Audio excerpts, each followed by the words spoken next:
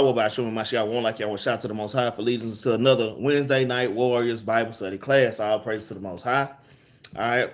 I want to give a mighty shalom to the Battle Axe, to the first the elect elders out here that's been pushing the truth for decades and decades, motivating me to go hard for the Lord, to be a soldier in this truth, and not to be faint-hearted and weak, man. All right. I want to give a mighty shalom to the Battle Axe captains. All right, Captain Benaniyah, Captain Yar, Captain Jerubbaal. Shalom, shalom. All right. I want to give a shout out, and a mighty shalom to all the soldiers out here pushing this truth. All right, doing mighty classes, doing great classes. All right, going to camp. They on fire for the Lord. They fast and they praying. All right, they taking care of their households. All right. I want to give a shout out to all the sisters out here in this truth, man. Like I always say, y'all are very important and the key and a vital part of us getting back to who we are and building up our kingdom. I want to give a shalom to all the sisters that's out here um, doing their best to make it to that next level of being a Proverbs 31 woman. All right, always lifting up the bar and going to the next level, man, of being that Proverbs 31 woman, man. So shalom to all the sisters out here, man. All right. I want to give a shalom to everybody also that's in the chat. Shalom to my brother Moses up in here, like always. All right. Brother Yaakov. All right. We got brother Lamar always up in here. Shalom, shalom to the brothers sisters that's in the chat. And then we'll tune in, man. All right. Shalom, shalom. All right. So like it about the camera, man. All right. Yeah, I know I'm starting my class a little bit later. I've been trying to knock them out early. All right, but you know, situations, things happen. I got Soldier Top calling me in the middle of my damn class. I don't know what's going on. Ezra called me earlier. I don't know what's going on. Hey, I also want to say, hey, happy Feast of Purim, man. I came out of the instruction of Nicanor. Now we're in Purim, man. Hey, brothers are still kicking it. Brothers are still celebrating. Okay, I just want to say, hey, y'all have a good, have a mighty, and y'all have a safe feast day, man. Make sure that y'all drinking responsibly. All right, make sure that y'all make it home safely. Okay, but all praise to the Most High for another feast day, for another Purim. All right, shalom, shalom, like no other nation. 144, shalom, shalom, shalom. Should make Israel, shalom, shalom, man. All right, happy Purim. All praise to the Most High. So today's class, we're gonna go into dreams and the interpretations thereof, man. All right, we're gonna talk about dreams, visions, and the interpretations thereof, man. I'm gonna just touch lightly on this. I ain't gonna get too deep. All right, but it's something I hadn't touched on in a minute, and I actually what made me want to do this class. I had a coworker. And she came to me and was like, "Hey, my son had this dream," and she got to telling me the dream. I'm like, "Okay, all right, I'm gonna definitely make a class about this dream that she had."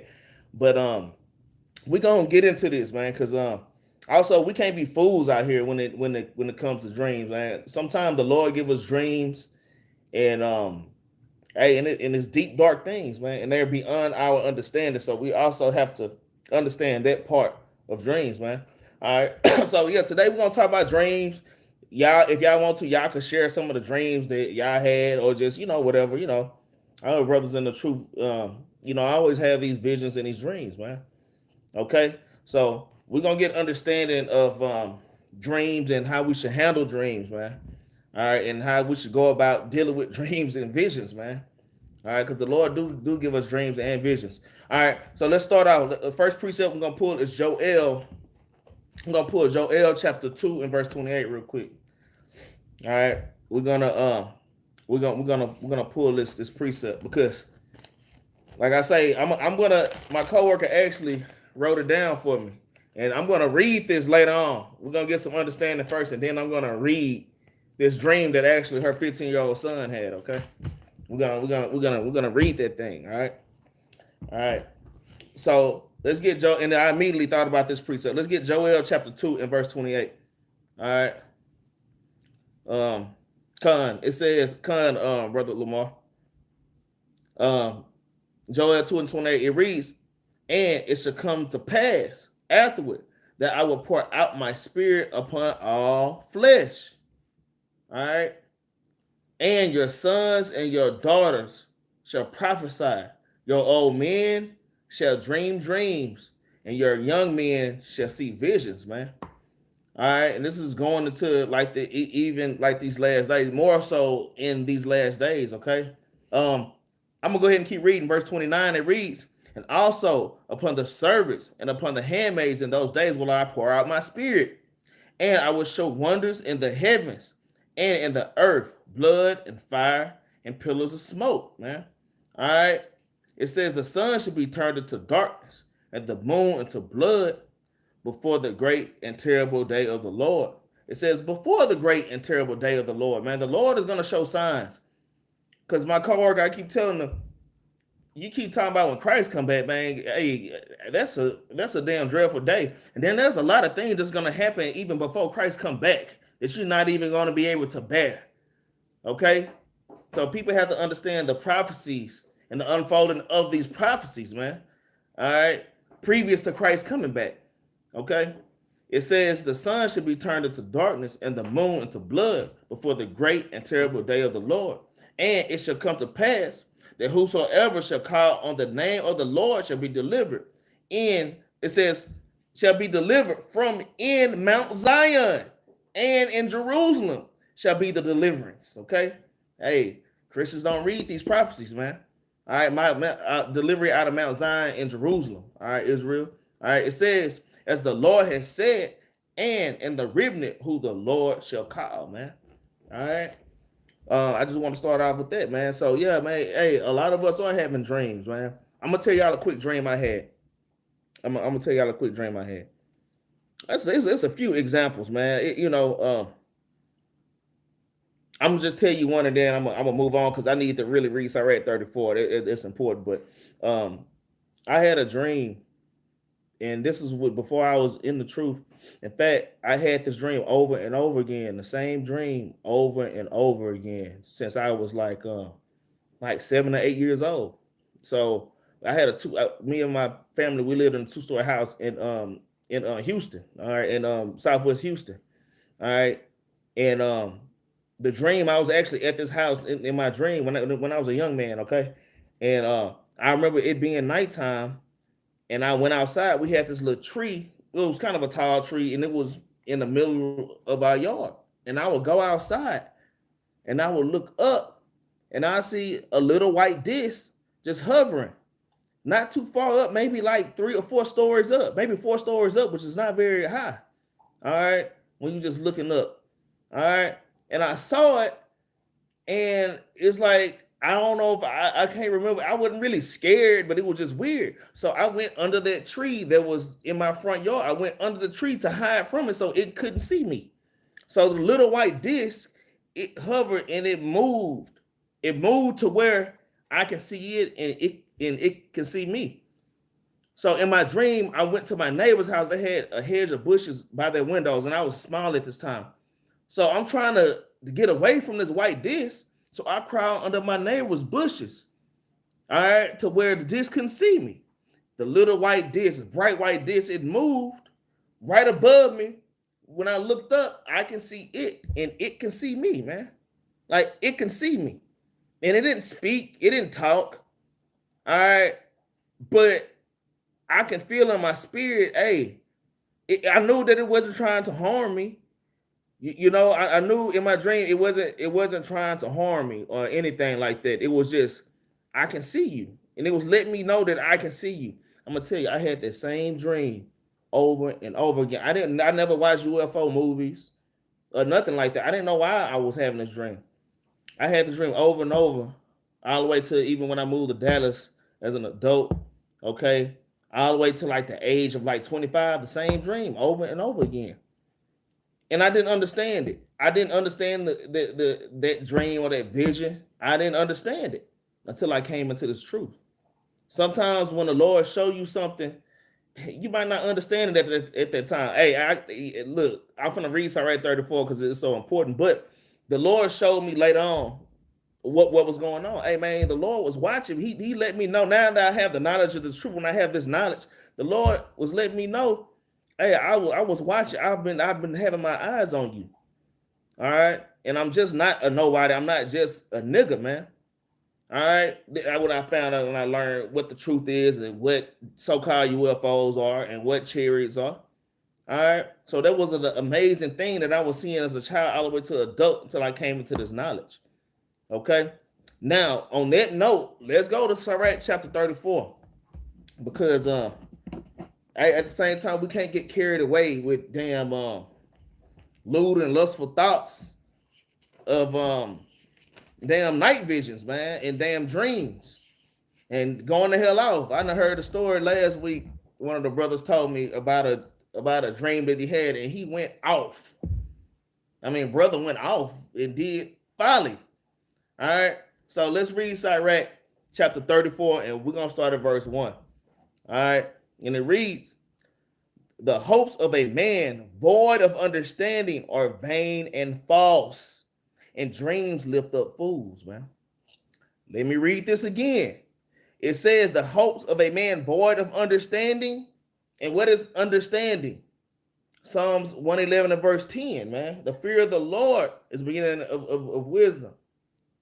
And all that do so have a somewhat paraphrasing, has a great understanding, have all they that do his commandments. So understanding comes from knowing your God, man, and keeping his commandments. It says the hopes of a man void of understanding, all right, are vain and false, man. Your hopes and your dreams void of understanding are vain and false. I'm gonna give y'all one example. I'm not gonna mention the brother name, but I'm gonna give y'all an example. Okay, it says, "And dreams lift up fools," man. Okay, I'm gonna keep reading. It says, "Whoso regardeth dreams is like him that catcheth a shadow and followed after the wind," man. Because you can't catch a shadow, man. How many of y'all have actually caught y'all shadow? Catching a shadow is impossible, man. I say, "Whoso regarded dreams," meaning I'm talking about going on a soothsayer level, man. Every time you have a dream, you wake up, eureka, all right, and you damn going after what you didn't dream, and you don't have no understanding of what the hell is going on in these dreams, man.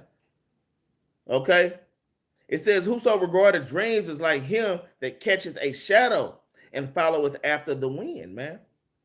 All right, and you can't really follow the damn wind, man. You can kind of go in the direction of the wind, but you can't really follow it.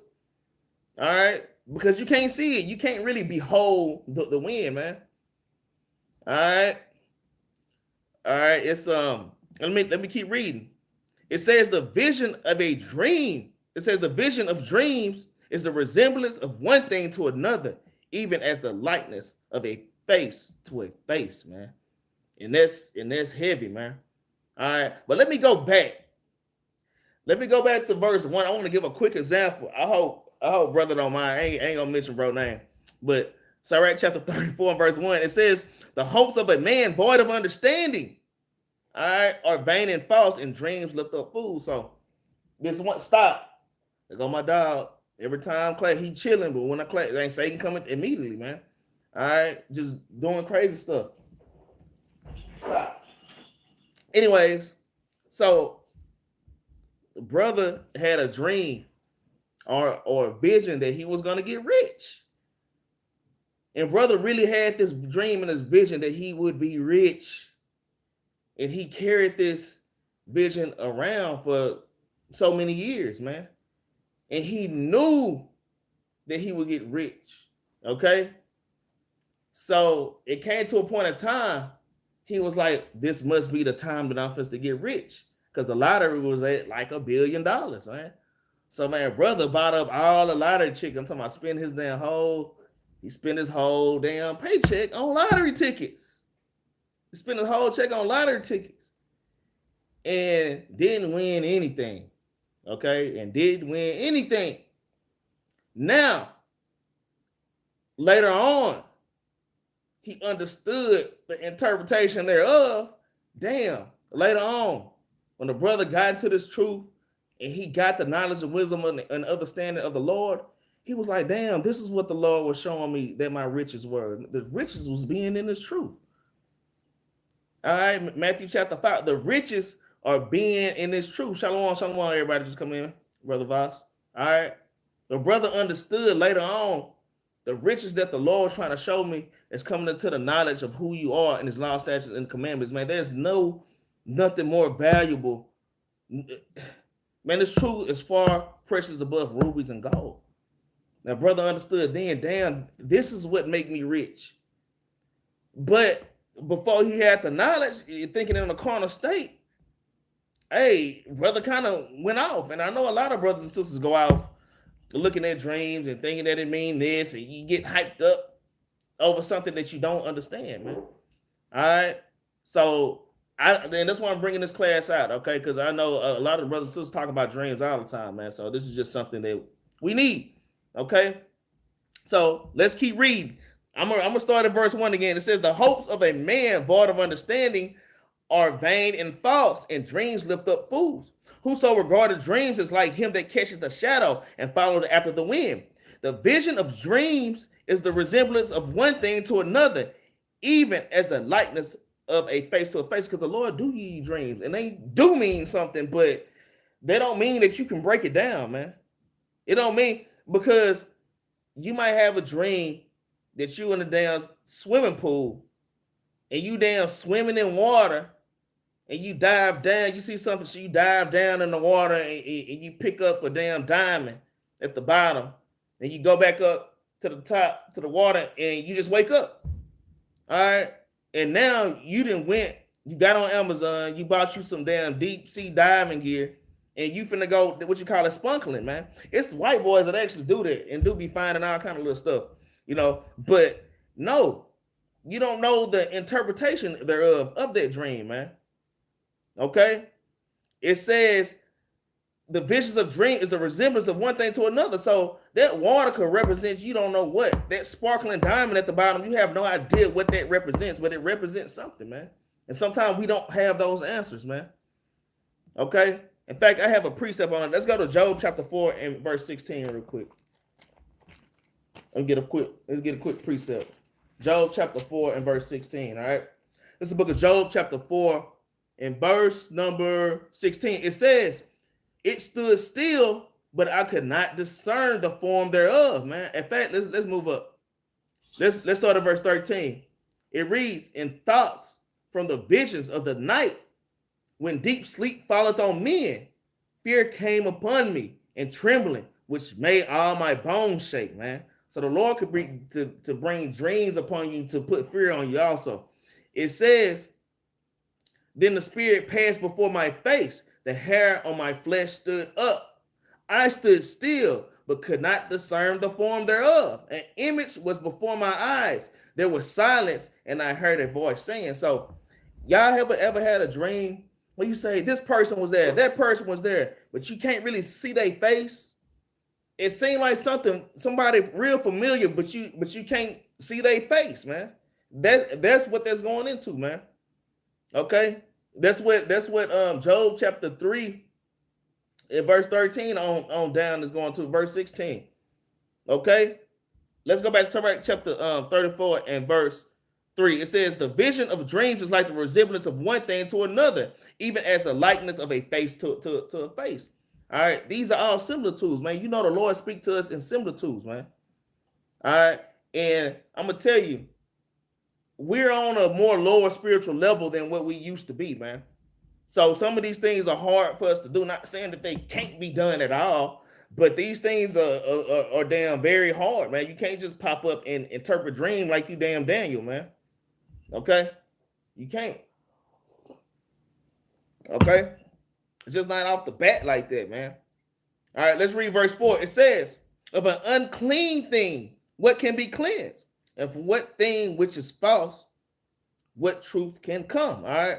It says divinations and soothsayers and dreams are vain, man. Divinations and soothsayers are, you know how you go to the damn gypsy, to the palm reader, and you go to the damn tarot card reader, or you go to the damn false damn prophet, okay? And they give you these visions and these damn dreams. Okay, it says divinations and soothsayers and dreams are vain. These things are all vanity, man.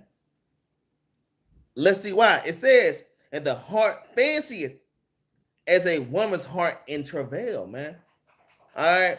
And when your heart fancies, it's something that you want like bad, man. It's something that you look forward to. It's something that you admire, man.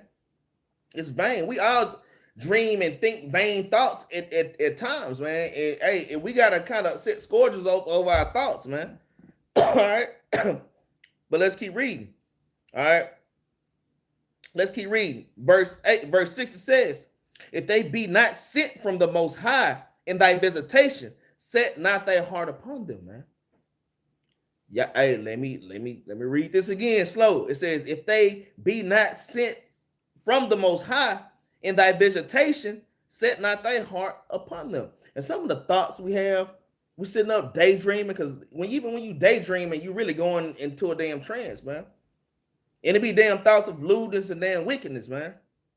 All right, these things are not sent from the most high, man, in damn righteousness. So y'all have to be able to make a discernment, man. Are these things coming from the Lord, man? All right. Or is it coming from a damn, because everything comes from the Lord, but you have to have discernment. Is this a clean spirit or is this an unclean spirit, man? All right. I'm going to read verse 7. It reads, for dreams have deceived many, and they have failed that put their trust in them. Many have failed putting their trust in dreams, man. You know, some brothers have dreams of being with this kind of woman, and they fail. Some sisters have, hey, I'm going to get this kind of man. You know, you have these damn visions and these damn dreams, man. You might have a dream about being with one of the, you know, so-called, you know, co-worker, or just, you know, just something that you didn't have a dream about. You don't know why you had a dream about it, but the dream happened. Okay. And you actually go after that dream, and all hell break loose, man. All hell break loose because you chasing after a dream, man. Okay. There's many examples of that. All right. Verse 7, it says, for dreams have deceived many, and they have failed that put their trust in them. The law should be found perfect without lies, and wisdom is perfection to a faithful mouth, man. All right, let me read that again. It says the law should be found perfect, because we know that the law is perfect, man. All right. It says the law should be found perfect without lies, man. So I'm just saying, man. When you thinking upon something, all right, when you trying to have understanding of something, you have to always put the law, statutes, and commandments in the mix, man. There has to be a just balance, man. You can't just think one way and then go off the damn meat rack, man.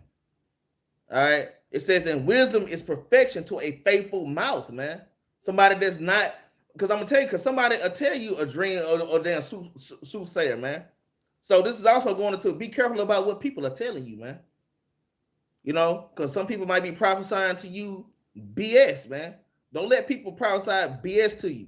All right, that's why it says the law should be found perfect without lies, man. All right.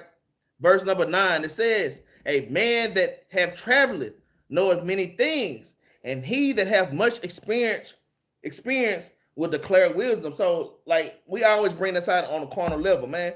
People that travel a lot and has been around the nation, they've been here to there. Yeah, you have a lot of experience in damn life, man. But also on a more spiritual level, him that hey man, this book is a journey when you reading the Bible from Genesis to Revelations, man, through the Apocrypha, man. All right, you going on all these journeys that your forefather has went on, man. I don't know if y'all grew up watching Reading Rainbow. All right. And, you know, you get to read in the book, and, you know, and it puts you in the book and you go on these journeys. Okay. So on a much deeper spiritual level, man, there's much traveling when you read these scriptures, man. It says a man that have traveled knoweth many things, and he that have much experience will declare wisdom, man. All right. We know what is wise and what is not, especially chasing after a dream. I had a dream about this. Am I finna go and do this because I dreamed about this? Hell no, nah, man. That would be folly, man. All right. That would be folly and madness. All right. It says, he that have no experience knoweth little, but he that traveleth is full of prudence, man. All right. So I'm gonna just say this. Even an interpreter of a dream like Daniel, like Daniel and Joseph, on the deep spiritual level, man. These brothers was on a deep spiritual level, praying fervently, fasting, and they actually walk with the Most High God in the law, statutes, and commandments more diligently. All right, and that's how you get understanding of things when they happen, man. All right, verse 11, it says, when I traveled, I saw many things, and I understood more than I can express, man. All right, it says, I was oftentimes in danger of death, yet I was delivered because of these things. So I'm going to tell you, some things that you see and that you hear, all right, or envision, you have to know how to move, man. And you have to discern and foresee your path, man. If I move this way, is this a path of destruction? All right. If I move this way, is it a path of damn righteousness and damn growth? All right. So we have to use it. So the point of me reading 1 through 12 is just, man, you have to have real discernment to know what's going on in dreams, man. I'm gonna tell y'all this is another dream. Man, one of the captains, man. All right, one of the captains. All right, like I say, dreams are not easily just to be interpreted like that. So I don't want y'all going home. You know, you damn get your crystal ball and you start doing this and you trying to you damn going off, man. But I had a dream. I'm not gonna even tell this full story, man. But I'm gonna just say this, man. One of the captains, man. I said, man, I keep having this dream about my son, man. And I keep whooping his ass. And my son, in my dream, he's like 7 or 8 years old. And the more I beat him, the more he just look at me like this. He don't cry. He don't do anything. He just look at me like this. Look at me like, what? That's all you got, nigga? That's how he looks. And I'm beating the hell out of him in my dream. It's a damn demon, man. And I had this dream over and over again. And I told it to one of the Battle Axe captains, man. All right. And the Battle Axe captain gave me his interpretation. Because I couldn't understand what the hell it was talking about. But after the captain said what he said, I'm like, well, damn. It was just called how that brother he saw that and said, boom, he just, and it didn't take him long. And he said, well, maybe it's because this and that. And he's out. And I'm going to tell you, in this dream, my son is always a child.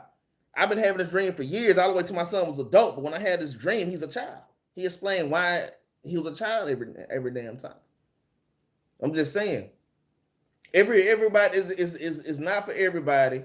All right. Not everybody is a damn dream and damn interpreter. All right.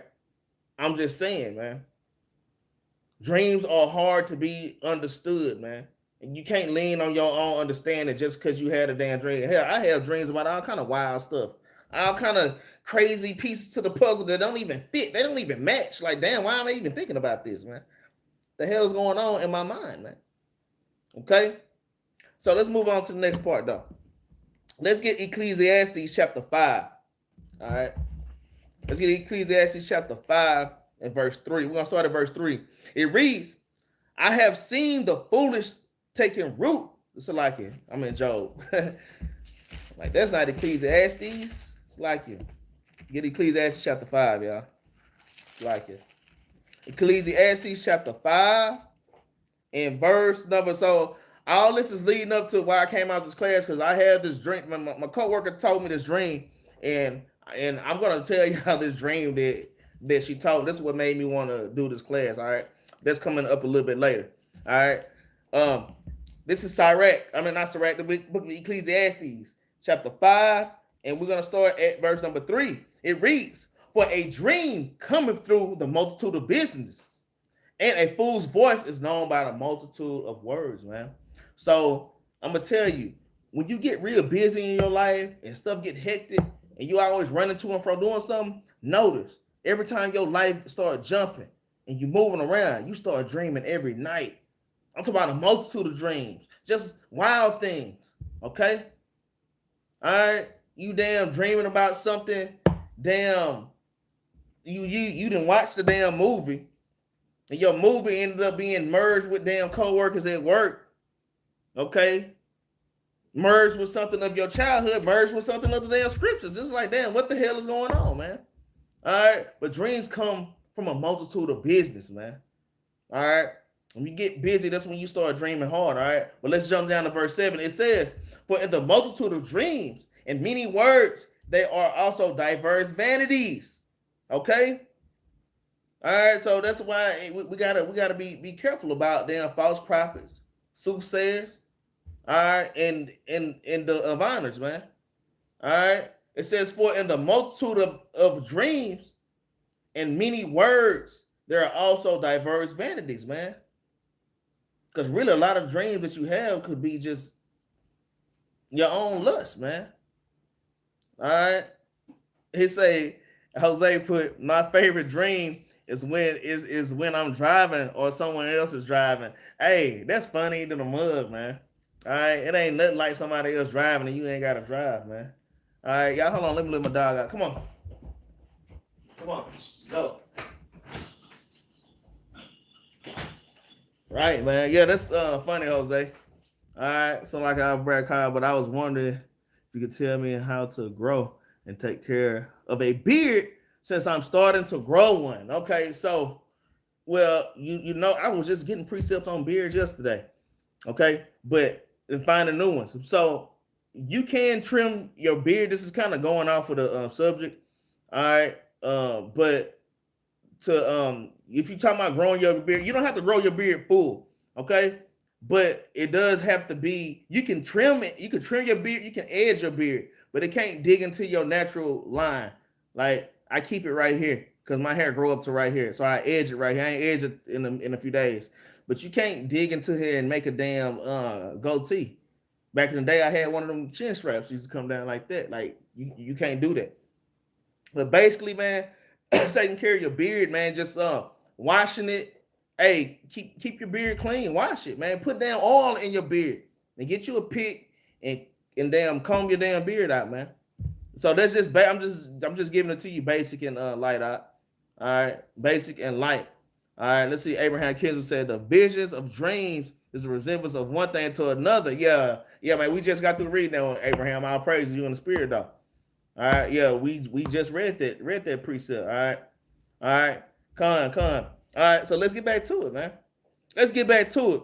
All right, let's get Job chapter 7 and verse 13 real quick. Oh no, it's all good, Abraham. It's all good, It's all good. There's a lot of precepts I wanted to bring out on this subject, but I'm trying not to make the class so lengthy, especially I started late. All right, I just want y'all, brothers and sisters, no, don't go chasing after dreams. Now, y'all stay tuned. I really want y'all to hear this. Man, when this sister told me this dream, man, I got excited. I ain't gonna lie. I got excited, man. Because I'm not saying that you can't interpret a dream. All right. But like I say, it's a rare thing. We can interpret basic things, like because what I'm gonna reach out is basic, man. You be like, oh yeah, that's that. I mean, watch and see. I'm gonna show y'all, brothers and sisters, okay?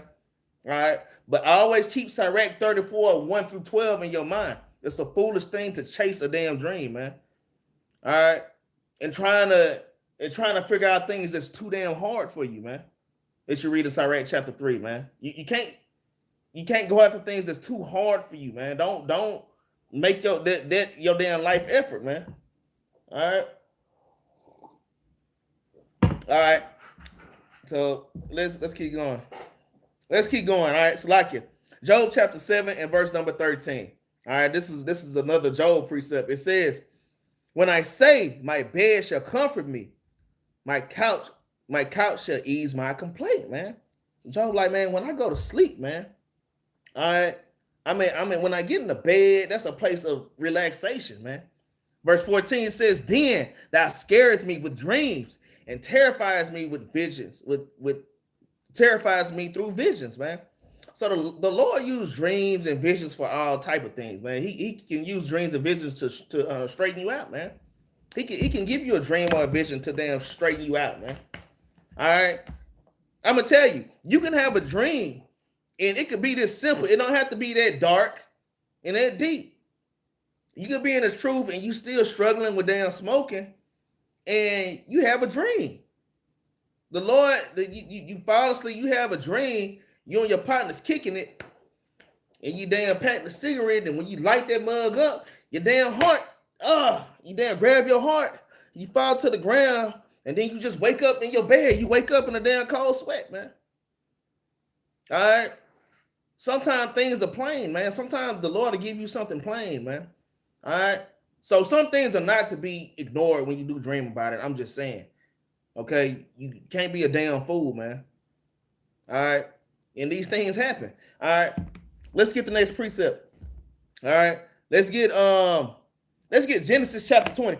I'm gonna give y'all an example on how the Lord scared King Abimelech, man.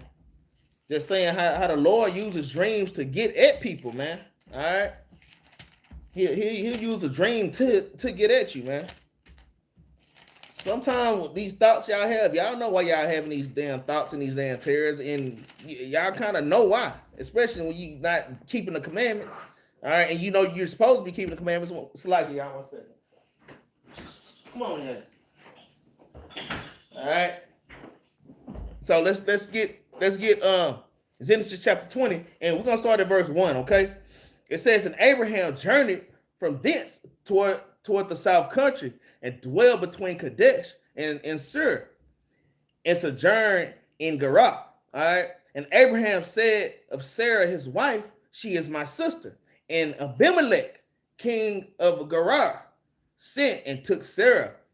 But God came to Abimelech in a dream by night, and said to him, behold, thou art but a dead man, for the woman which thou hast taken, for she is a man's wife. All right.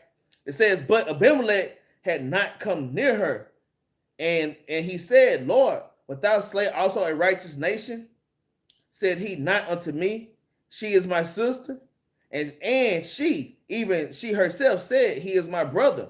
In the integrity of my heart and innocency of my hands, I have done this. So Abimelech was pleading to the Most High God of Israel. Lord, Abraham told me that there was his sister, and she said that he was his brother. This is the second time Abraham did that, because he did that to the king of Egypt, man. This is the second time Abraham did this. All right, let's keep reading. Verse 6, it says, and God said unto him in a dream, yea, I know that thou didst this in the integrity of thy heart, for I also withheld thee from sinning against me. Therefore suffer I thee not to touch her. Now therefore restore the man his wife, for he is a prophet, and he shall pray for thee, and thou shalt live. And if thou restore her not, that thou shalt surely die, thou and all thine, everything that Abimelech had. All right, the Lord was going to destroy him if he didn't give Sarah back. It says, therefore Abimelech rose early in the morning and called all his servants and told all these things in their ears, and the men were so afraid, man. So there's probably more things that Abimelech didn't break down in his dream. No telling what the Lord showed him, man, in his dream or in his vision. All right, but the Lord can get at you through dreams, man. All right, I just want to bring that quick precept out, man.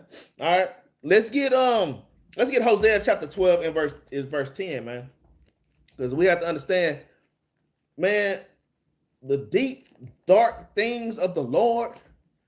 The deep dark things of the Lord are only given to the Israelites, man.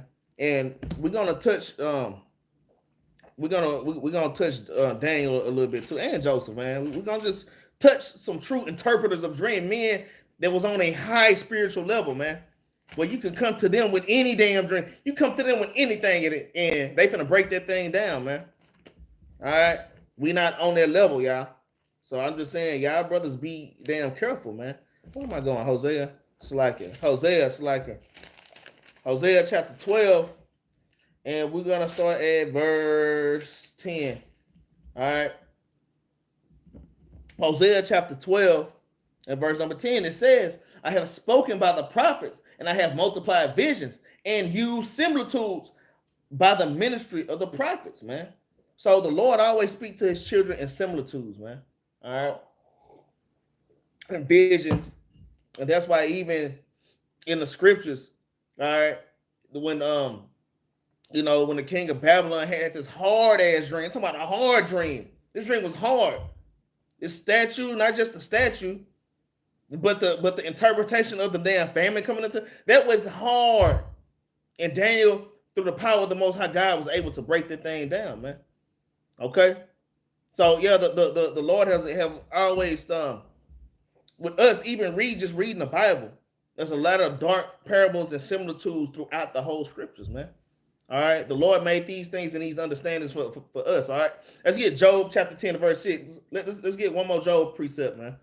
Let's get one more out of Job, and then we're gonna start going into some of these interpretations, man. All right, let's get Job chapter 10. Job chapter 10 and verse 6. All right, and it reads, that thou inquirest after my iniquities and searchest after my sin. It says, thou knowest that I am not wicked. Damn, is that the precept? So like it. Job 10 and 6. Hold on, let me see, y'all. Let me see. Is it 11 and 6? Yeah, it's 11 and 6. So like it. I got 10 and 6, but it's 11 and 6. All right. Book of Job chapter 11 in verse 6. It says, and that he would shew thee secrets of wisdom, and that they are double to that which is. Know therefore that God exacted of the less than thy iniquity deserving, man. So, man, the Lord, he blessed us so much that he do show his children deep, dark things, man. And it says we don't even deserve the things. This right here, it says less. It says that God exacteth of thee less than thy iniquity deserve, man, because we some sinful ass people for the Lord to be showing us all these glorious secrets, man. Being able to break down Genesis chapter 1 through damn 7, man. 1 through 5. You know, just going through Adam and Eve, all right? All right, to be able to break down all these parables, man.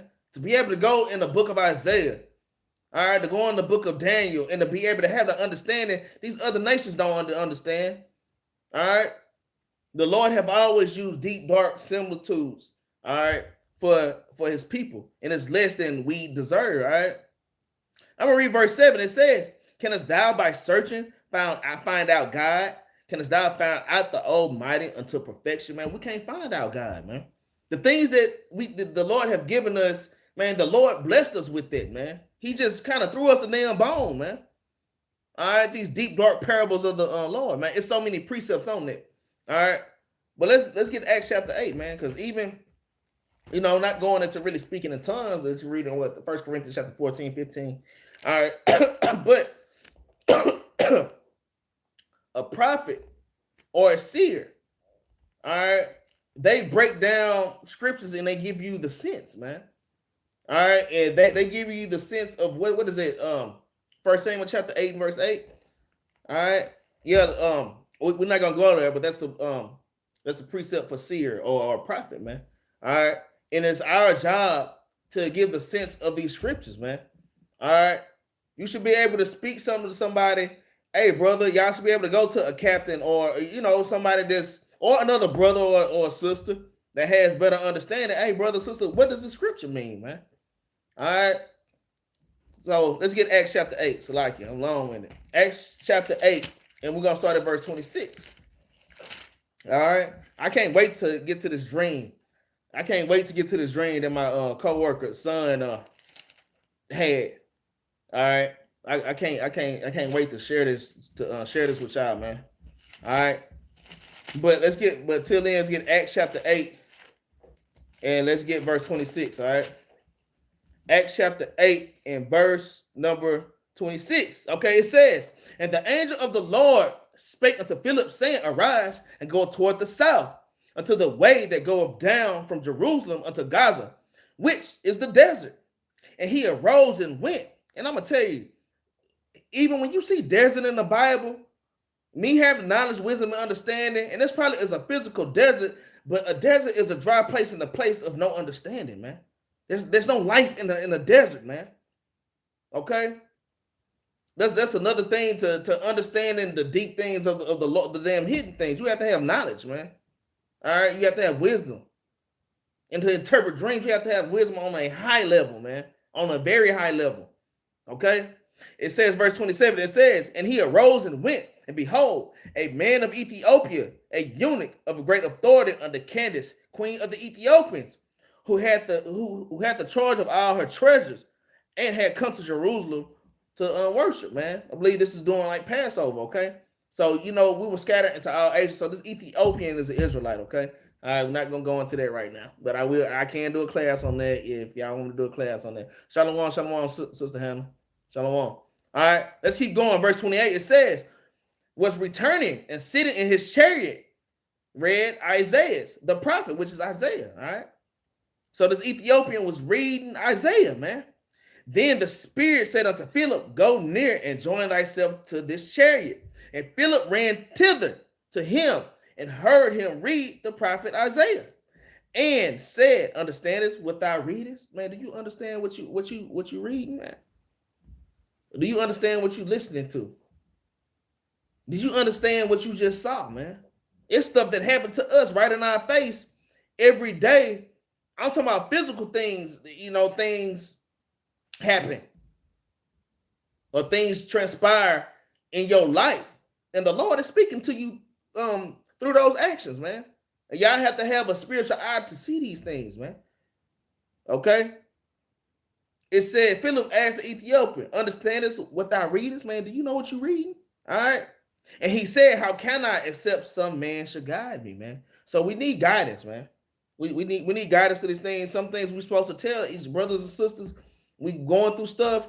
Hey, you have one counselor out of 1,000, man. I have certain counselors for certain things, man, all according to their knowledge on certain subjects. I have counselors for certain subjects, man. All right. So, hey, I'm not saying now going back to dreams. I'm not saying just have some damn Negro trying to interpret your dreams, and next thing you know, you in damn Tarrant County Jail, man. You in damn Dallas County. You in the damn Lulu, man. All right. All hell is breaking loose in your life. Now your damn marriage is destroyed, man, because you listen to this wicked ass nigga trying to break down a dream. Okay? All right. But we are supposed to lean on our brothers and sisters for guidance, man. We all prophesy in part. Okay? It says, and he desired Philip that he would come and sit with him, man. So Philip helped this man break down the scriptures. And then later, Philip baptized him. Philip baptized this man. All right? The man went underwater. And when the man went underwater, a damn UFO came and abducted Philip and shot him to another city somewhere and sat him down where he kept preaching. When the man came out of the water, Philip was gone, man. Philip was gone and on his way to a damn another city. The Ethiopia came out that water and started praising the Most High. I'm just bringing up the UFO thing because that's what's coming up next, man. All right, that's what's going to come up in a minute. All right, which we kind of started off with that. All right, so let's get let's touch Joseph real quick, man. Let's get Genesis chapter 40. Let's look at one of our spiritually powerful forefathers, man. All right, let's get Genesis chapter 40. All right. And we're going to start at verse 1. Okay? We're going to go and hit this mud just a little bit. We ain't going to get no deep breakdowns. I just want to give y'all some examples of our righteous forefathers and how they interpret drink and how mighty that they were. Okay? This is Genesis chapter 40 and verse 1. It says, and it came to pass after these things that the butler of the king of Egypt and his baker had offended their lord, the king of Egypt. And Pharaoh was wroth against two of his officers, against the chief of the butlers and against the chief of the bakers, and put them inward in the house of the captain of the guard, and to the prison the place where Joseph was bound. Okay, so the butler and the baker was put in prison with Joseph, man. It says, and the captain of the guard charged Joseph with them, and he served them, and they continued a season inward. All right, so let's go into these dreams, okay? Verse 5, it says, and they dreamed a dream, both of them, each man his dream in one night, each man according to his interpretation of his dream. The butler and the baker of the king of Egypt, which were bound in the prison. And Joseph came in unto them in the morning and looked up upon them, and behold, they were sad, man. So the butler and the baker, they had dreams, man, and they were sad, man. And we know the Most High gave these dreams because the Most High have to make examples, man. The Most High has to flex his skill, using his servants, Joseph, all right? It says, so they were sad, man. It says, and he asked Pharaoh's officers that were with him inward of his Lord's house, saying, wherefore look ye so sad today? And they said unto him, we have dreamed a dream, and there is no interpretation of it. And Joseph said unto them, do not interpretations belong to God? Tell me them, I pray you. And one thing I noticed about Joseph, if y'all read Genesis, man, Joseph always put the Most High first. With everything he did, he reverenced the Most High God, man. And a lot of us, we don't ask the Most High to guide us in every walk of our life, man. And that's something that we have to practice on. Every walk in every direction of our life, we're supposed to be asking God for counsel. We're supposed to be asking Yahweh for counsel, man. All right. But the interpretations come from the Most High God, man. So you can't lean on your own understanding and trying to interpret a damn dream, man. That's damn going off. Okay. It says, so we're going to read the butler's dream. Okay. We ain't going to read the baker's dream. And the chief butler told his dream to Joseph and said to him, in my dream, behold, a vine was before me, and in the vine were 3 branches, and it was as though it budded, and her blossom shot forward, and the cluster thereof brought forth ripe grapes, man. Even this is a damn parable and a damn similitude, man. But watch how Joseph spit the interpretation out like it was nothing. Okay. It says, and Pharaoh's cup was in my hand, and I took the grapes and pressed them into Pharaoh's cup, and I gave the cup into Pharaoh's hand. And Joseph said unto him, this is the interpretation of it. The 3 branches are 3 days. Yet within 3 days shall Pharaoh lift up thine head and restore thee unto thy place, and thou shalt deliver Pharaoh's cup into his hand after the former manner when thou was his butler, man. So you're going to be, in 3 days, you're going to be restored to your place as Pharaoh's top butler, man. All right. So like I say, man, through knowledge and wisdom on a high spiritual level, which most of us don't possess that, man, you're able to break down these deep things, man. Like I say, that dream it wasn't just real random, but damn, man, which one of us could have figured that out? Just think about all the crazy dreams that we be having, man. All right.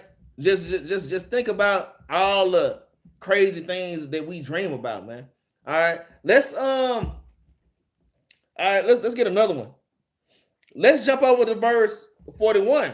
All right, we're gonna show you how Daniel dealt with the king. All right, how Joseph dealt with the king, Salakia. This is Genesis chapter 41. Okay, 41, and we're gonna start at verse 14. Okay, and it reads, Salakia, y'all. And it reads, then Pharaoh sent and called Joseph, and they brought him hastily out of the dungeon, and he shaved himself and changed his raiment and came unto Pharaoh. And Pharaoh said unto Joseph, I have dreamed a dream, and there is none that can interpret it. And I have heard say of thee, thou canst understand a dream to interpret it, man. Hey, man, we're not on Daniel level, man. I mean, we're not on Joseph level or Daniel level. We have to understand these things when we dream in these dreams, man. Okay? Some things can be understood, all right? And some things can be clear, but for the most part, no, man. All right? We can't live our life based on a damn dream, man. Sometimes you get into a lot of trouble. All right? You have to have deep spiritual discernment is my point. All right? And I want to just read this whole thing. All right? Verse 16, it says, and Joseph answered Pharaoh, saying, it is not in me. God should give Pharaoh an answer of peace. You see how Joseph always put the Most High first? He said, these interpretations don't come from me. These interpretations come from the Most High God, man. You have to ask yourself, is the Most High God dealing with y'all on this level when y'all had these dreams? Not saying these dreams don't come from the Lord, but to be trying to break these things down, man. All right? Sometimes these dreams come from Satan, man, just to plague your damn mind and have you going off. All right. So let's go ahead and touch Daniel real quick, man. Let's get Daniel chapter 2.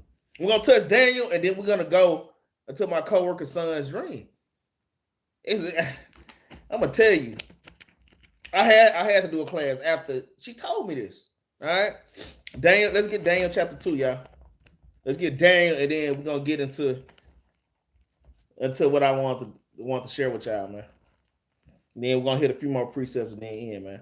Let's get Daniel chapter 2, and let's start at verse 14. All right, it's like it. Daniel chapter 2, and we're gonna read verse 14. Okay, it says, "Then Daniel answered with," and I'm gonna tell y'all, I'm just reading parts and pieces.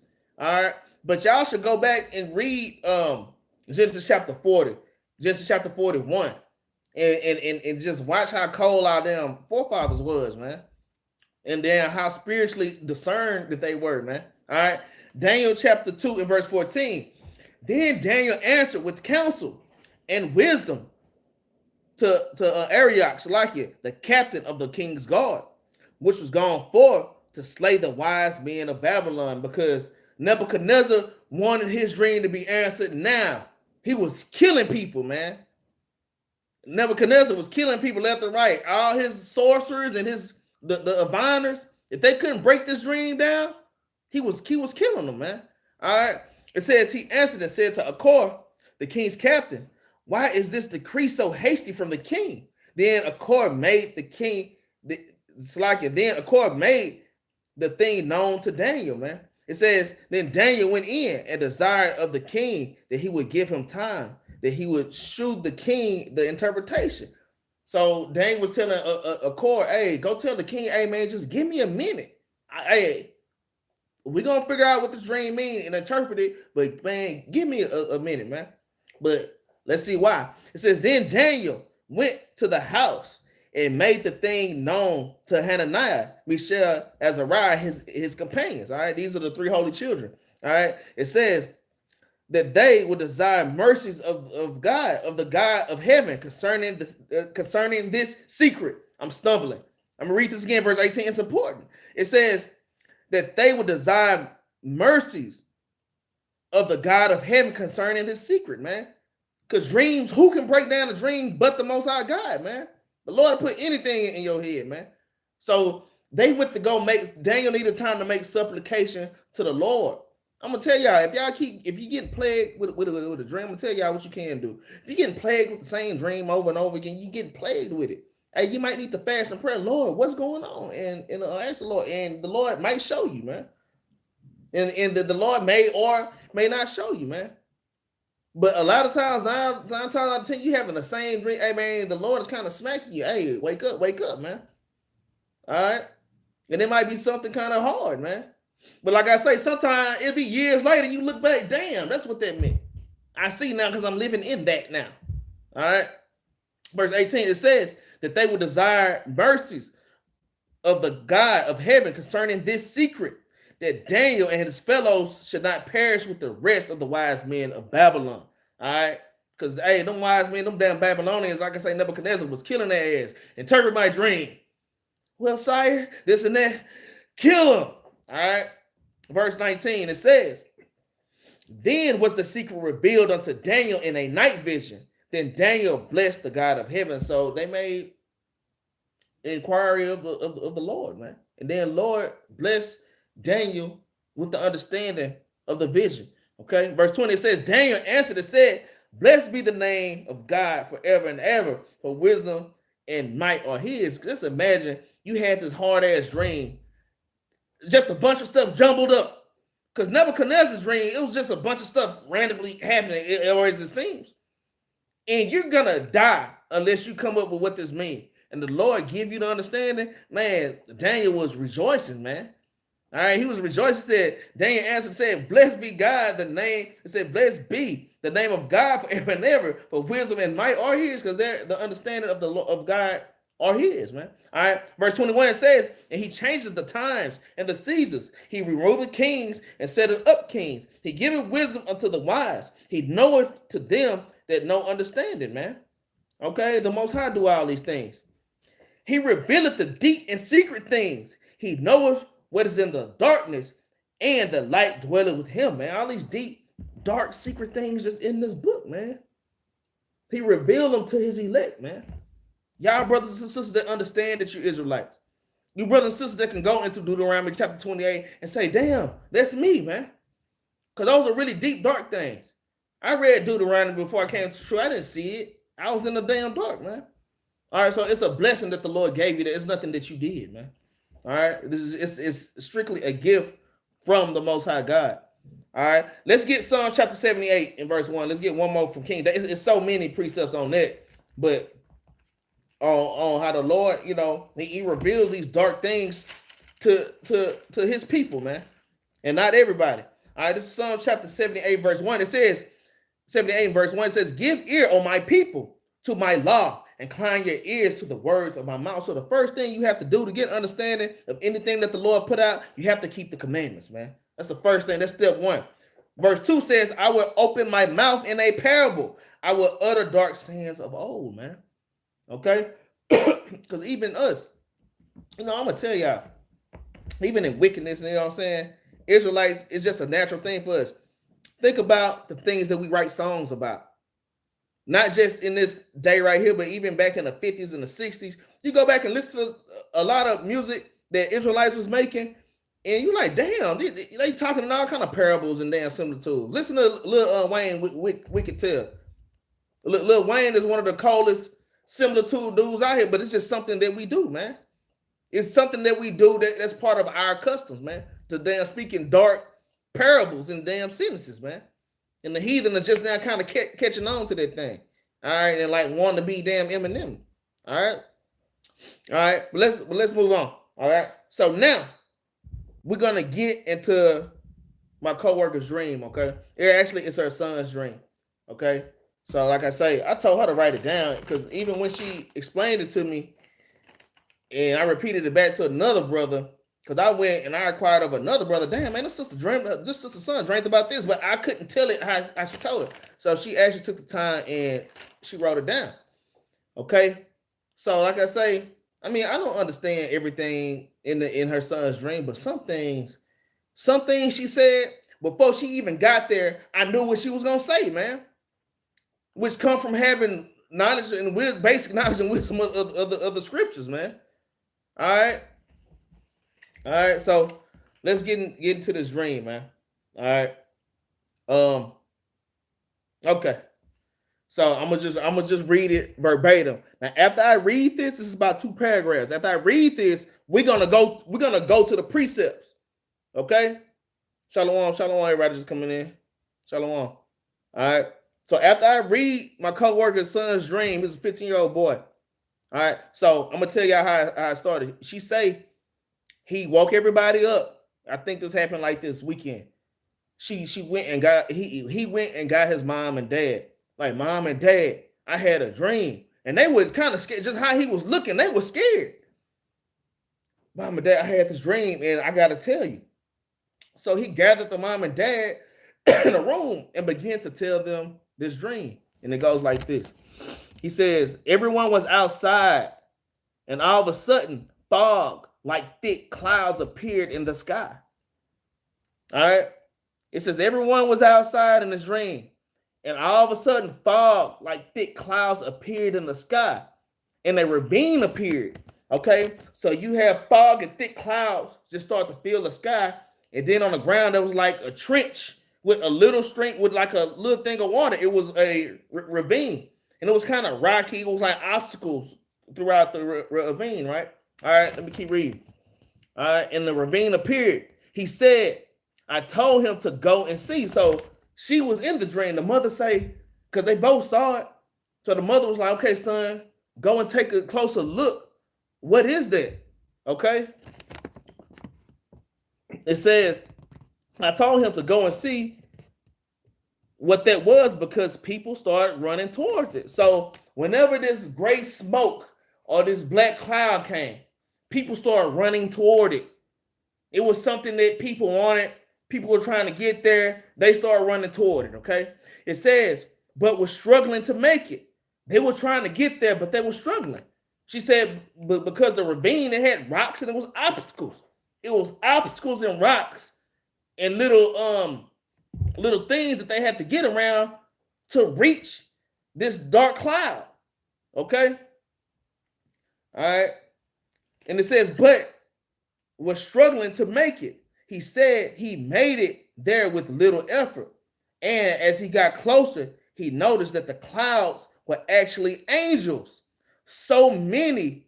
It says so many from far. It says so it look. So basically, I'm gonna just make it in plain words.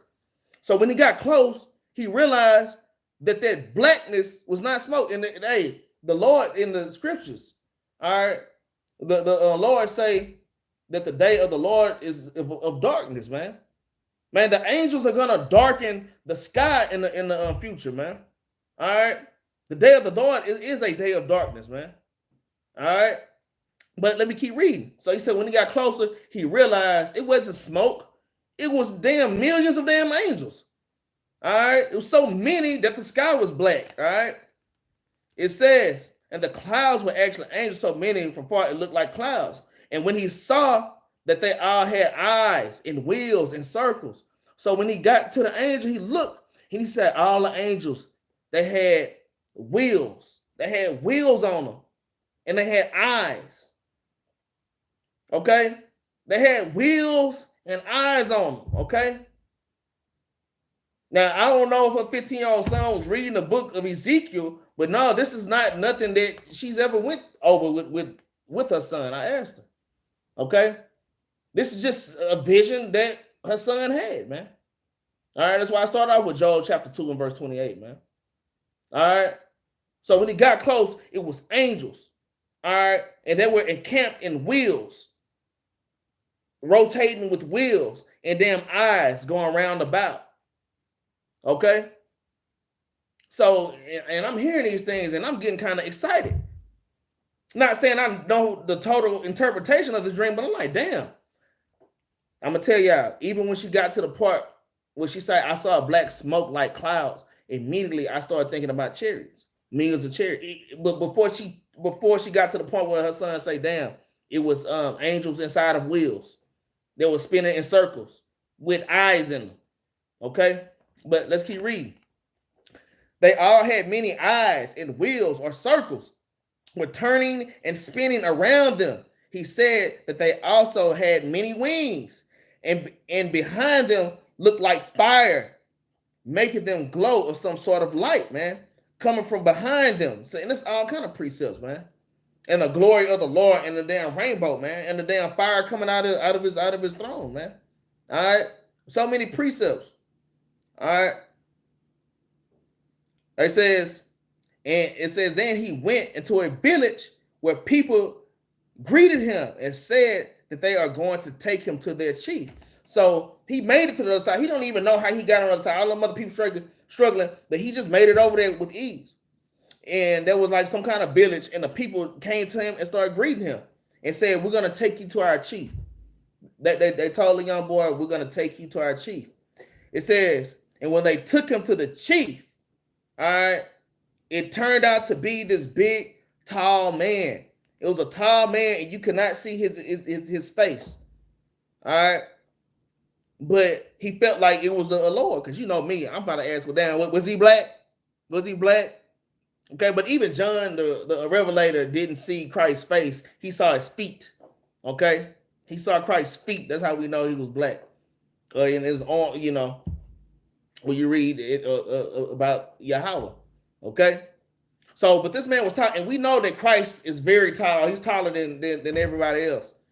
Okay, it says, and he was in a white robe, and a glowing aura was around him. He placed his hands on his shoulders and said to him, not speaking, he told him in his mind. So he didn't actually see his mouth move, but he just heard the voice in his head, man. And he said 3 hours left, man. All right, like I can't interpret all this, but he said 3 hours left. It says to tell everyone trying to make it across. All right, so 3 hours left, and the boy felt like there was an urgent thing. And he was like, well, let me tell these people that's crossing. It's only 3 hours left. Okay. But this man, this tall man, this angel, it could be the Lord. We don't know. But this tall man that you couldn't see his face said, no, don't worry about the people crossing. The people that's crossing the ravine, struggling to get over it, they already know what's up. They know what's up. You need to go warn the others. Okay? And then he woke up. And that's when he went to his mama. All right. So the part to me, everything else to me is like I say, it's like a face into a face. You know, I don't understand everything, man. But the part with the clouds and the chariot, man, this boy saw damn chariots in his dream. Okay? Now let's go to the and this is how I know that it was chariots, and this is how I know that this is true, okay? So now we're gonna go and get the precepts. All right, Ezra. Man, I wonder what's so important, man. Them rules really trying to hit me. All right. But now let's go to Salaki, y'all. Let's go to Revelation chapter 1 and verse 7 first of all. All right. The part that I really want to focus on is the chariots, man. All that other stuff I can't say. But that chariot thing for damn sure, okay? Revelation chapter 1 and verse 7, it reads, "Behold, he cometh with the clouds, and every eye shall see him, and they also which pierced him, and all kindreds of the earth shall wail because of him. Even so, amen." So we know that the Lord is coming with the clouds, man. The Lord is coming with the clouds, man.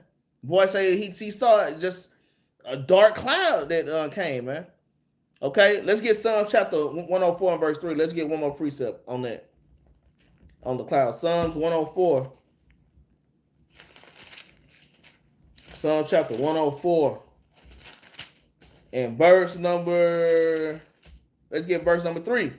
All right. Psalms 104 and verse 3. It says, "Who layeth thy beams of his chambers in the waters, who maketh the clouds his chariots, who walketh upon the wings of the wind," man. So we know a lot of times in the scriptures when it's talking about a cloud or the clouds, it's talking about chariots or so-called UFOs, man.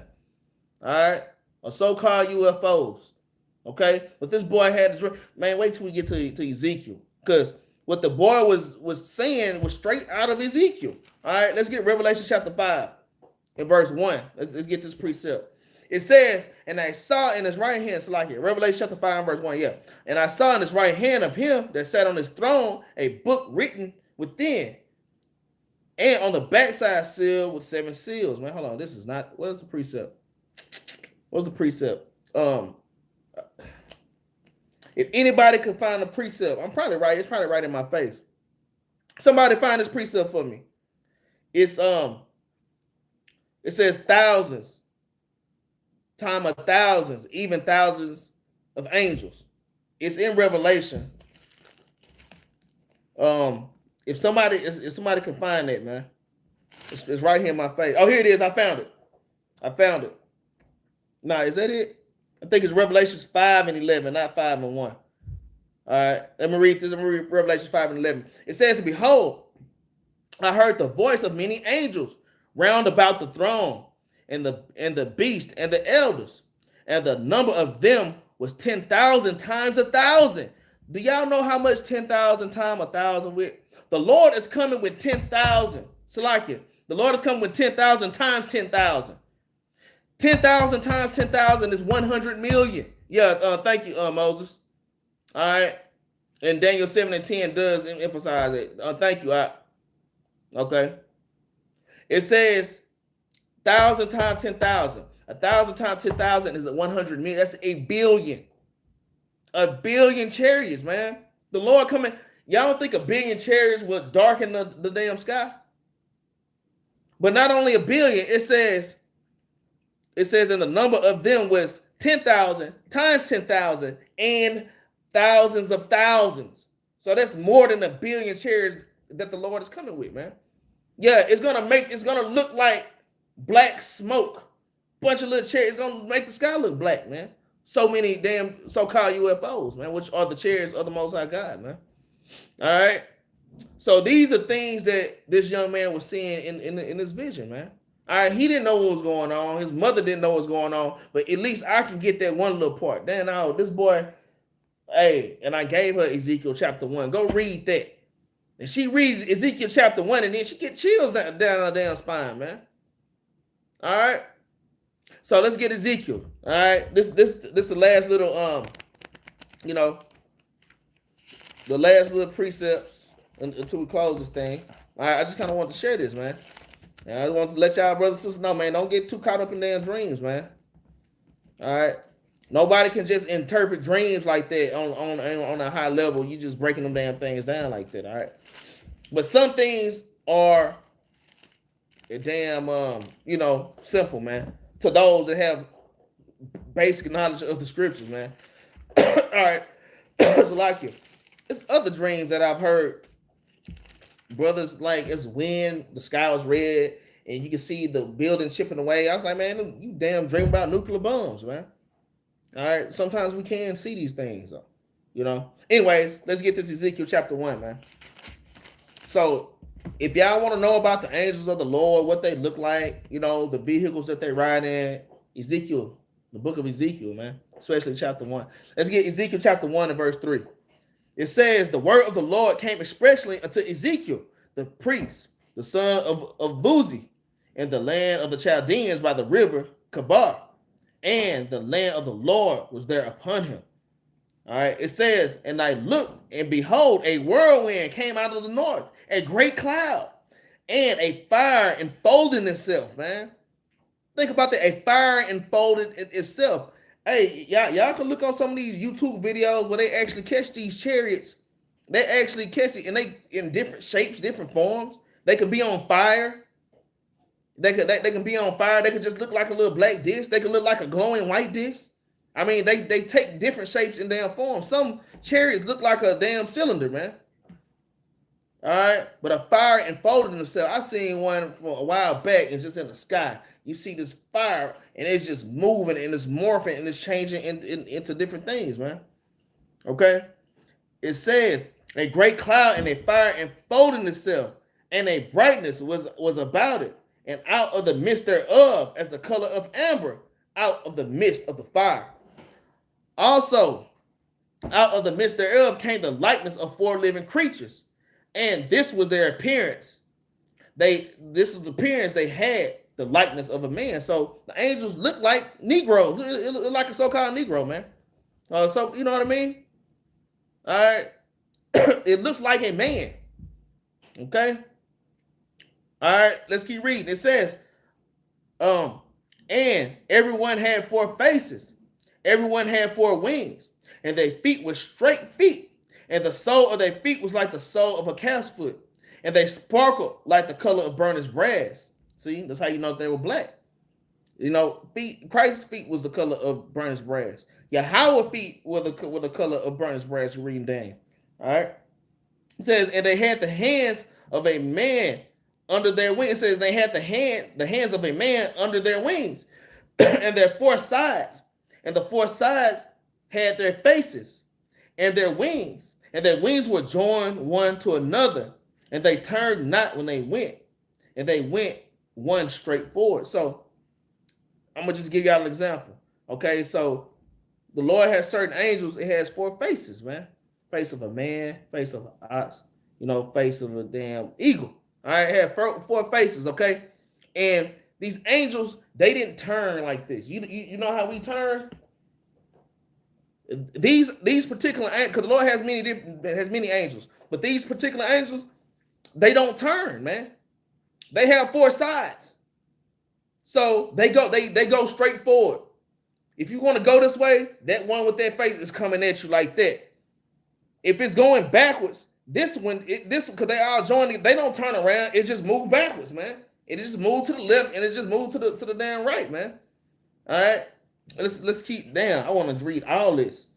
Let's read verse 10. It says, "For as for the likeness of their faces, they had 4, and had the face of a man and the face of a lion on the right side, and they 4 had the face of an ox on the left side. They also the face of an eagle, man. So these 4 faces on this angel, man.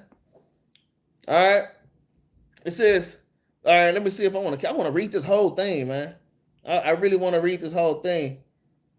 Yeah, let's just keep reading. Verse 12, it says, and they went one straight forward with the spirit was to go.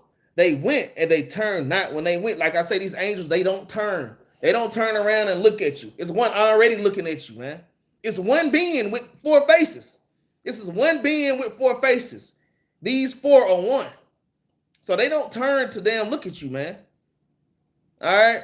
Verse 13, it says, for the likeness of the living creatures, their appearance was like burning coals of fire, and like the appearance of lamps. It went up and down among the living creatures, and the fire was bright, and out of the fire went forth lightning, and the living creatures ran and returned as the appearance of a flash of lightning. And then when you read Joel, the Israelites, the 144,000, the army of the Lord, we're going to be moving like these angels, back and forth like lightning. Have you ever seen the Flash? How he like, he gone, then he come back, he's right there back in your face. That's how these angels move. I was watching Transformers a few days ago. I was watching one of the Transformers movies, and one of the Transformers, when it came down like lightning. It was just like boom, like lightning. It was there, and then like lightning, it took out. Shoo. Man, they get everything from these movies. It comes out of the Bible, man. All right, it come out about. Let me read brothers the common thing. It says, "Come, I had a dream about me, or brothers walking through a rundown town. Oh, a rundown? You mean a sundown town? And when he heard a voice, and when I looked around, it was just me, and the sky was red and cracked open, and I think I saw an eye, and someone asked me if I was ready, but I ran in fear." So I'm just saying, man, y'all gotta stay ready, because some of these dreams are, man, hey, you gotta be ready, man. Like I said, you can't just take off with that damn dream, okay? Because you really don't know what that meant. At the same time, it makes you want to be on top of your stuff, man, especially if you ran in damn fear. All right? Especially if you ran in fear, because the Lord didn't give us the spirit of fear like that. All right? But if you breaking the commandments, yeah, He put a spirit of fear on you, have you damn running every damn way away from every damn thing. Just running, just scary when you breaking the commandments, all right? All right? All right, so let's keep reading about these angels, man. So verse 15, this is the part that goes into the angels. The angels, they have spiritual vehicles. Yeah, the angels, they drive spiritual vehicles, man. So that's what the young man was seeing in a dream. When he walked up to the angels, he realized that they had a wheel.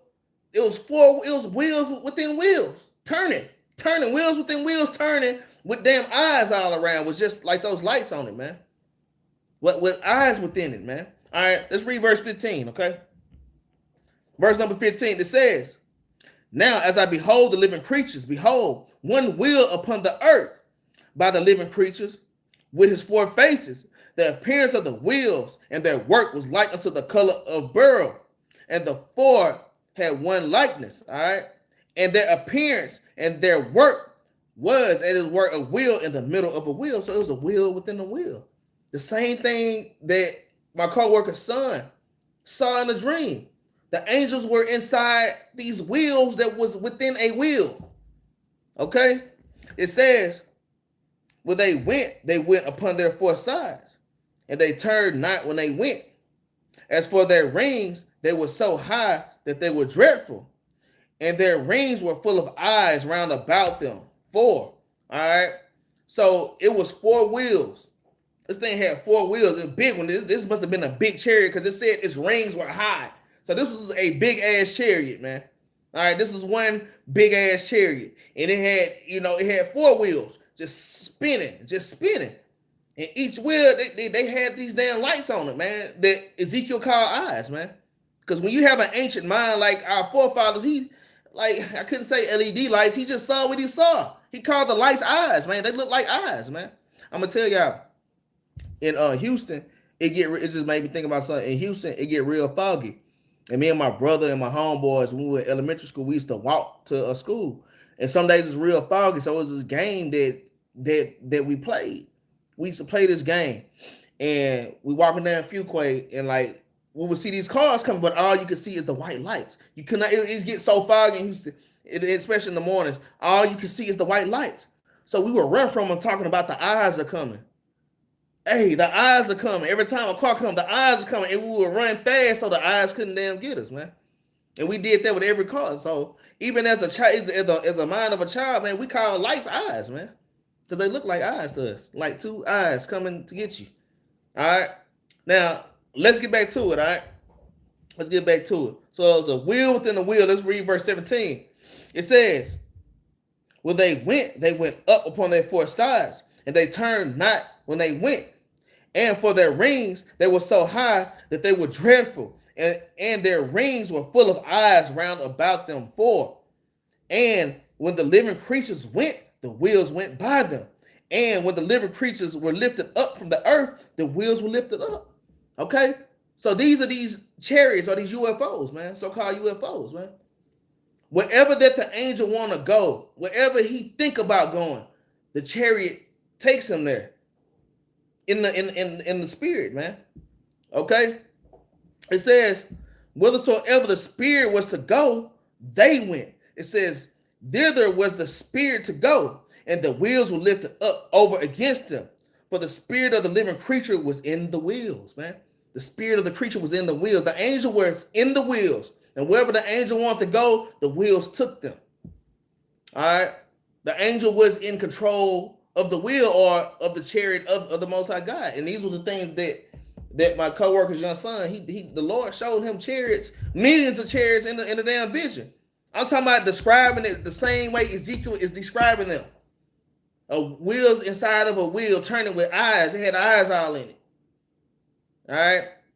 Let's read verse 20, okay? We're going to read two more verses and we're going to close down. It says, whithersoever the spirit was to go, they went thither. Thither was their spirit to go, and the wheels were lifted up over against them. And the spirit of the living creature was in the wheel.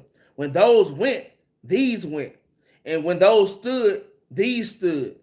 And when those were lifted up from the earth, the wheels were lifted up over against them. For the spirit of the living creature was in the wheels, man. All right, and I'm gonna say this is just a good read, man. That damn Ezekiel chapter 1, it gets your wheels turning, man. All right, but yeah, man, I want to just break down this whole interpretation of dreams. All right, dreams and the interpretations of visions. Okay, like I did this class a few years ago. I just want to bring it back out. And like I say, I know brothers and sisters dream about stuff all the time, man. I'm not saying that your dreams don't mean nothing, but sometimes it don't mean what you think it means. So I think y'all brothers and sisters just need to be careful out here chasing after dreams, man. All right. But the Lord can show you something simple, man. And you can't be at the same time, there's a just balance with everything. You can't be so damn simple when the Lord show you something. That's pooey. And then you get destroyed, man. Okay. I hope y'all got understanding. All right. Do I need to read Sirach chapter 34 again? All right. Let me read Sirach one more time before I close the class out, man. So brothers and sisters don't be bugging. Sirach chapter 34 and verse 1. It says, the hopes of a man void of understanding are vain and false, and dreams lifted up fools. Whoso regarded dreams is like him that catches at a shadow and follow after the wind, man. It says the visions of dreams are a resemblance of one thing to another, even as the likeness of a face to a face, man. Dreams are not, they're not easy to break down. They're not easy to interpret, man. All right, you might see one thing in it that makes sense to you, but then you have all these other pieces that makes no sense at all, man. All right, so hey, don't live your life chasing a dream. Y'all brothers and sisters, keep the commandments. Like I say, you having the same dream over and over again, like the same damn dream. Hey, man, you might want to go pray and fast and ask the Lord for understanding, man. And he may or may not give you understanding, man. All right. Hope y'all enjoyed the class, man. Y'all please like, share, and subscribe. Help us to push this truth all over the earth, man. All right. Y'all enjoy y'all Feast of Purim, man. All right. Hey, man, I think the brothers at the building right now. I might end up going out tonight, man. All right, but at the end of every class of Battle Axes, we bring out a law. All right, because we are keepers of the law. Oh, thank you guys for the GoFundMe and the Cash App, man. Thank y'all for y'all donations and paying arms, man, with the GoFundMe and the Cash App. Hey, y'all donations are greatly, y'all arms, these are greatly appreciated. All right, not just with the Battle Axes, but for the Most High God, man. And actually, man, you doing your nation a great service. All right, by damn paying arms, man. Y'all helping us keep the lights on. All right, y'all helping us keep the damn rent paid. All right. Like I say, man, we got battle axes that's finna open up in other cities soon, and it's all because of y'all help, man. We can't do this. We couldn't have did this without the help of our nation, man. All right. Let's bring this law out, man. Let's get Deuteronomy chapter 19. Let's get Deuteronomy chapter 19, and let's get Deuteronomy 19 and verse 15. Okay. It reads, and we're gonna read through 20. It says, one witness shall not rise up against a man for any iniquity or for any sin, in any sin that he sinneth, at the mouth of 2 or 3 witnesses, or at the mouth of 3 witnesses. It's like it.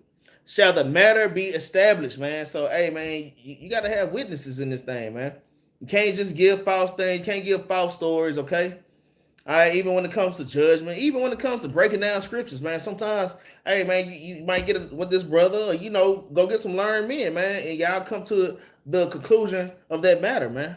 All right, verse 16, it says, if a false witness rise up against any man to testify against him, that which is wrong, then both the men between whom the controversy is shall stand before the Lord, before the priest and the judges, which shall be in those days. And the judges shall make diligent inquisition.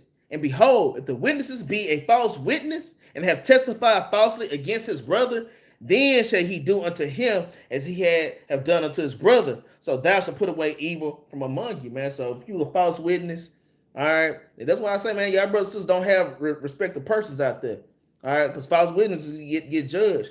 Some brothers and sisters try to get brothers caught up. Hey, man, you end up falling in that net. The judgment that you thought that brother was going to get, you end up getting that damn judgment, man. All right, so, hey, we have to keep these things in damn mind, man. All right, let's read verse 20. It says, and those which remain shall hear and fear, and shall henceforth come no more any such evil among you, man. All right, with that, I'm going to say shalom, man. Y'all have a great rest of the week.